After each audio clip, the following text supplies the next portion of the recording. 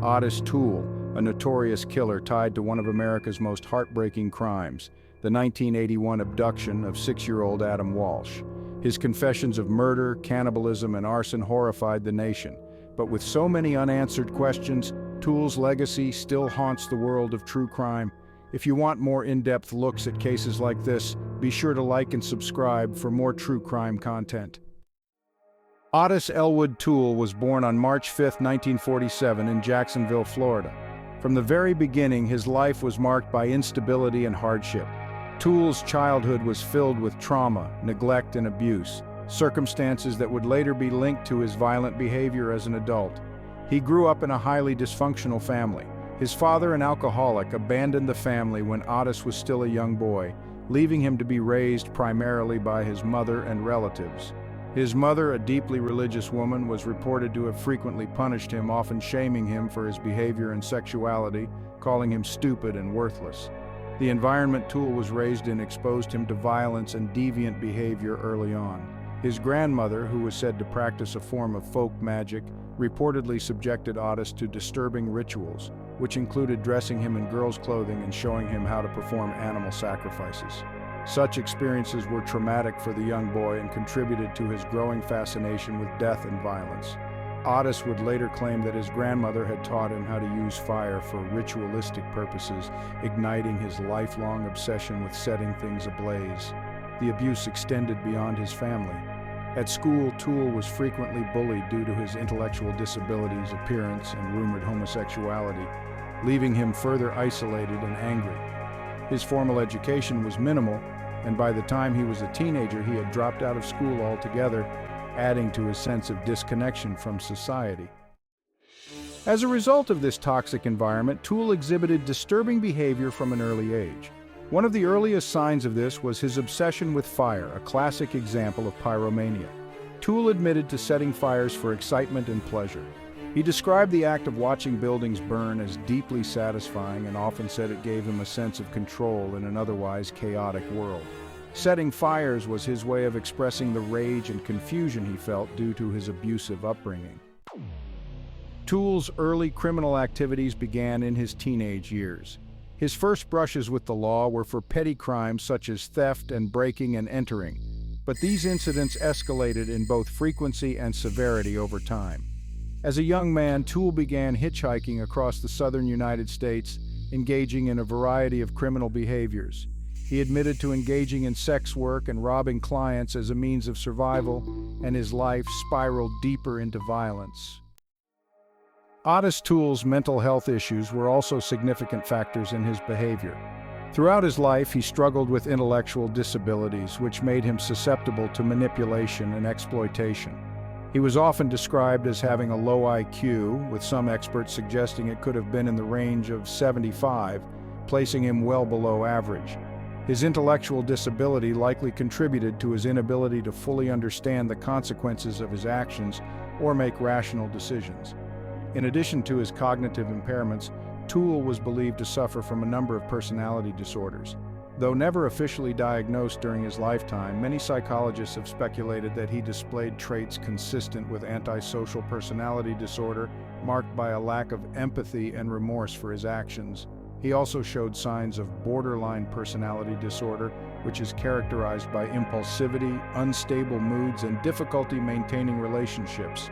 These mental health issues, combined with his traumatic childhood, played a significant role in shaping the dangerous and violent person he would later become. Despite these troubling early signs, Toole never received any meaningful psychological intervention. Instead, his violent tendencies escalated, and by the time he was an adult, Ottis Toole was well on his way to becoming one of the most feared and disturbed serial killers in American history. His mental health issues, coupled with his traumatic upbringing and early exposure to deviant behavior, made him a volatile individual capable of horrific acts of violence. Ottis Toole's criminal partnership with Henry Lee Lucas remains one of the most notorious and bizarre alliances in the history of American crime. Their relationship began in the mid-1970s under circumstances that remain somewhat unclear. According to most accounts, the two men met at a soup kitchen in Jacksonville, Florida, around 1976. Both men had troubled pasts, were drifters, and had already been involved in violent criminal activities by the time they crossed paths. What quickly became apparent was that they shared a fascination with death and a lack of remorse for their actions, which helped cement their bond. Henry Lee Lucas had a similarly violent and chaotic background, and like Toole, he had grown up in an abusive environment. Lucas had been convicted of murdering his own mother and had spent time in prison. Once released, he drifted from town to town, committing petty crimes and working odd jobs.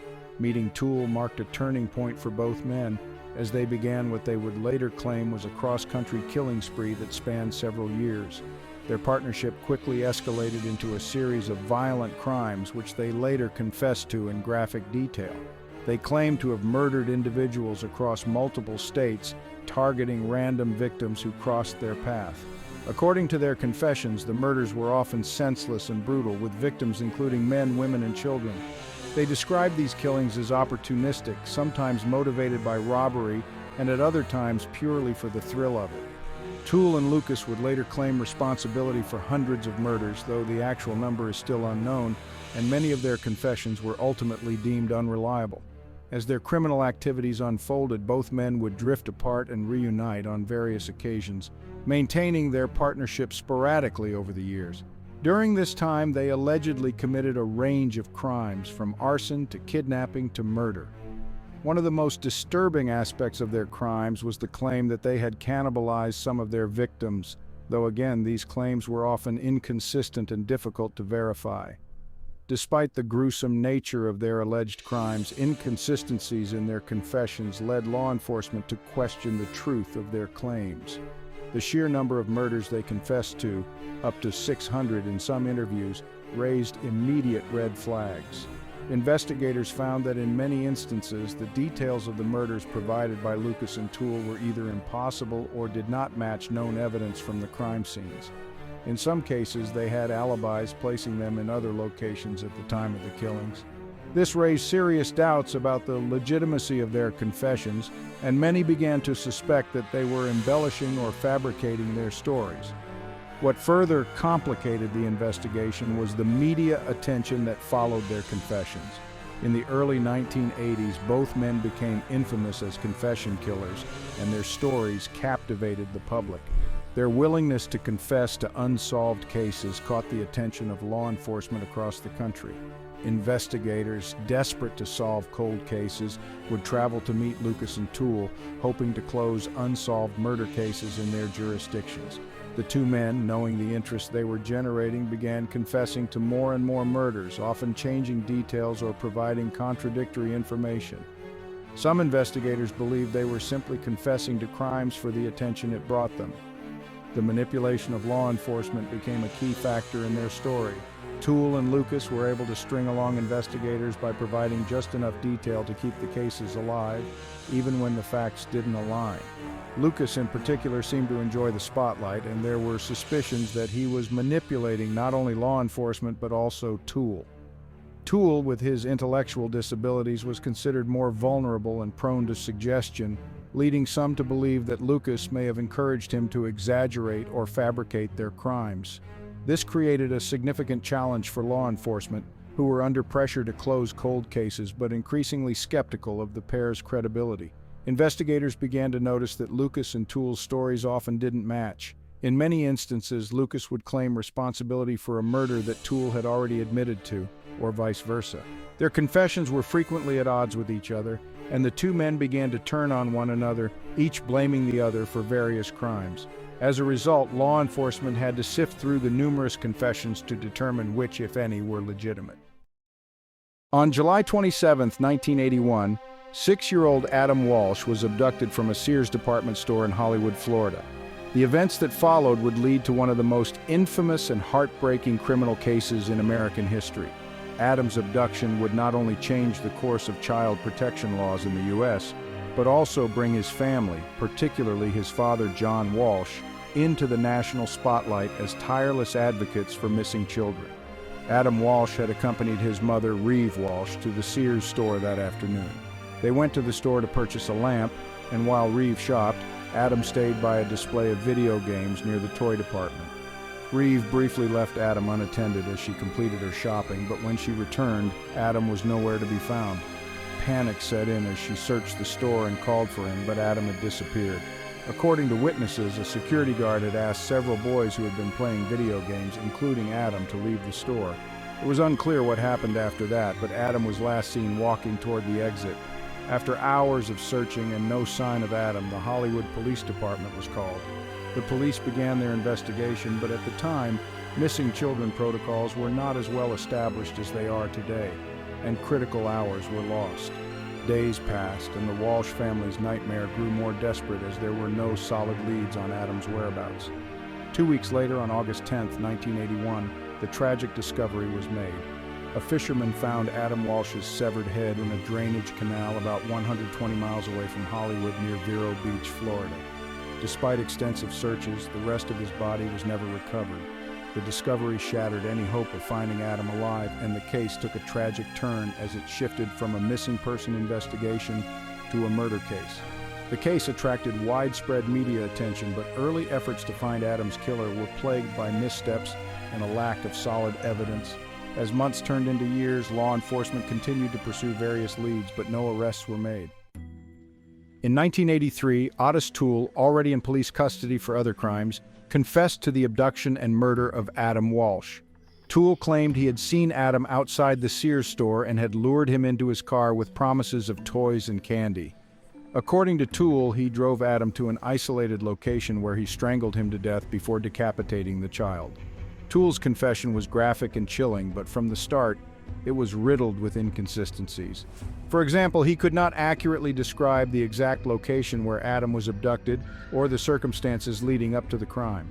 Additionally, Toole was known for making false confessions, having previously claimed responsibility for numerous murders that he later recanted. Despite his confession, Toole later retracted his statements multiple times. His inconsistent confessions frustrated law enforcement and the Walsh family, as he would change details or deny involvement altogether.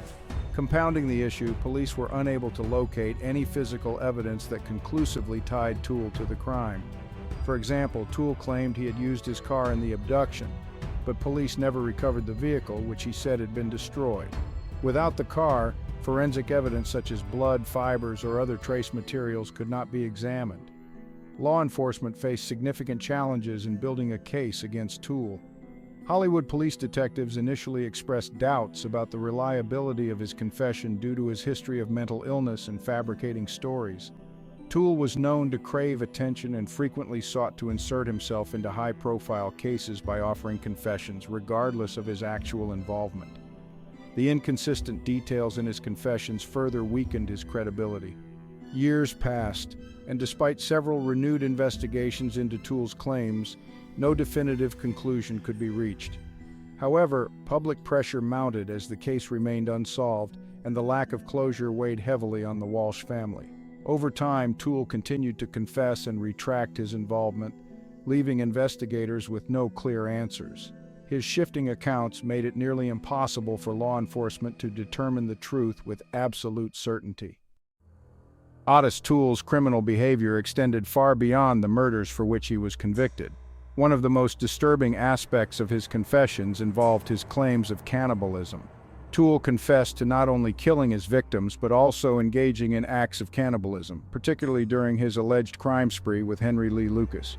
He claimed that after some of the murders, he and Lucas would cook and eat parts of their victims. These confessions were shocking, yet many details of his cannibalism claims remain unverified. Law enforcement struggled to confirm these accounts, as much of Toole's storytelling was inconsistent, and physical evidence linking him to these acts was often lacking. Given his history of fabricating stories, investigators were unsure how much of his cannibalism claims were true, and how much was an attempt to sensationalize his already horrific crimes. In addition to his disturbing cannibalism claims, Toole's history of pyromania was well documented and often closely tied to his violent behavior. From a young age, Toole exhibited a fascination with fire, which led to numerous acts of arson throughout his life. He admitted to setting fires purely for the thrill of watching things burn, and this obsession would later become a hallmark of his criminal activity. His most notable arson case involved the murder of George Sonnenberg, whom Toole killed by setting fire to his home while Sonnenberg was trapped inside. But this was far from an isolated incident. Toole admitted to setting fires at random during his travels, and it's likely that some of his arsons led to other deaths, though these crimes went unconfirmed or uninvestigated. His love of fire played a central role in his violent behavior, adding to his reputation as a highly dangerous and unpredictable criminal. One of the most challenging aspects of Toole's criminal history was the sheer number of murders he confessed to, far more than could be proven. Over the years, Toole claimed responsibility for dozens, if not hundreds, of unsolved murders across the country. These confessions often lacked crucial details, and investigators were frequently left frustrated by Toole's shifting stories. While some of his confessions led to the closure of unsolved cases, many were dismissed due to a lack of corroborating evidence or because Toole's accounts were so inconsistent. It's unclear how many murders Toole was actually responsible for, but his numerous confessions, true or false, continue to raise questions about the scope of his crimes. For law enforcement, Toole was a figure who blurred the line between fact and fiction, making it difficult to discern the full extent of his violent acts. In 1983, Ottis Toole was arrested in Jacksonville, Florida for arson. The circumstances surrounding his arrest were the result of his long history of criminal behavior, which included not only arson but also robbery, assault, and murder. At the time, law enforcement was unaware of the full extent of Toole's crimes, but his arrest marked the beginning of a series of chilling confessions that would soon shock the nation. Toole's arrest stemmed from the death of George Sonnenberg, a man whom Toole had befriended in Jacksonville. In January of that year, Toole set fire to Sonnenberg's home while he was still inside, leaving him trapped. Sonnenberg suffered severe injuries from the fire and later died in the hospital from burns and smoke inhalation. This crime would become the key case that led to Toole's eventual conviction for murder. While in custody for the arson charge, Toole began to confess to other crimes, including multiple murders. He admitted to killing Sonnenberg and setting fire to his home, claiming that the act of arson was motivated by anger and a deep-seated fascination with fire. However, his confessions didn't stop there. Over the following months, Toole would confess to a staggering number of murders, claiming to have been involved in killings across several states. His confessions were often graphic and disturbing, painting a picture of a man who derived pleasure from violence. One of the most notable aspects of Toole's confessions was his claim that he had been involved in a cross-country killing spree with his accomplice, Henry Lee Lucas. Together, the two men claimed responsibility for hundreds of murders, though many of these confessions were later discredited due to inconsistencies and a lack of evidence. Still, Toole's confessions were enough to alarm law enforcement and the public, leading to renewed investigations into cold cases in multiple states. In addition to his confession to the murder of George Sonnenberg, Toole also admitted to other murders, including the killing of a woman in Tallahassee, Florida in 1982. However, many of his confessions were difficult to verify, as they often lacked specific details or contradicted known facts about the cases. This made it challenging for law enforcement to determine which of Toole's claims were truthful and which were fabrications. Despite these challenges, Toole was ultimately convicted of multiple murders. His first major conviction came in 1984, when he was found guilty of the murder of George Sonnenberg and sentenced to life in prison. The conviction was largely based on his confession to the crime, as well as the evidence from the arson. It was clear from Toole's own statements that he had a deep fascination with fire, and this crime fit his pattern of arson-related violence. Following his conviction for the Sonnenberg murder, Toole was sentenced to additional life terms for other confirmed killings. Over time, it became apparent that while Toole had likely exaggerated or fabricated many of his confessions, he was undoubtedly responsible for a series of violent crimes. His willingness to confess to a wide range of murders, often without prompting, raised questions about his mental stability and his desire for attention. As the years went on, Toole's health began to decline while he was incarcerated. Like many lifelong criminals, his years of substance abuse, poor living conditions, and lack of proper medical care took a toll on his body. In the early 1990s, Toole was diagnosed with cirrhosis of the liver, a disease that would ultimately claim his life. By the mid-1990s, his health had deteriorated significantly, and he spent much of his final years in prison receiving medical treatment. Ottis Toole died on September 15, 1996, at the age of 49, in a Florida prison. His death was due to cirrhosis of the liver, a condition exacerbated by years of alcoholism and neglecting his health. Toole had been serving multiple life sentences for his confirmed crimes, but he remained a figure of controversy up until his death, largely because of his numerous confessions to unsolved murders, many of which could not be verified. His death marked the end of a life steeped in violence and confusion, but it did little to bring closure to the cases he had implicated himself in. The most significant posthumous impact of Toole's death was the eventual closure of the Adam Walsh case in 2008. Nearly a decade after Toole's passing, the Hollywood Police Department officially named him as the prime suspect in the abduction and murder of 6-year-old Adam Walsh, which had occurred in 1981. Although Toole had confessed to killing Adam multiple times, his confessions were inconsistent and lacking in key details, causing investigators to doubt his involvement for years. Despite this, the case was closed with Toole named as the killer, citing circumstantial evidence and his past confessions. For many, this decision brought some measure of closure, especially for Adam's father, John Walsh, who had become a prominent child safety advocate. However, critics argued that the lack of concrete evidence left lingering doubts, and some believed that the real killer might never have been caught. The closure of the case stirred debates about the reliability of confessions from mentally unstable individuals and the challenges of solving cold cases. Toole's confessions and his death also had a broader impact on how law enforcement and the public viewed serial killers during the 1980s. His relationship with Henry Lee Lucas and their combined confessions to hundreds of murders created a media frenzy during that era. Both men were prolific confessors, offering detailed, though often fabricated, accounts of murders across the country. This led to intense scrutiny of law enforcement practices, as police departments from multiple states sought to close cold cases by relying on Toole's and Lucas's confessions. However, many of these confessions were later discredited, raising questions about whether investigators had been too eager to take the men's claims at face value.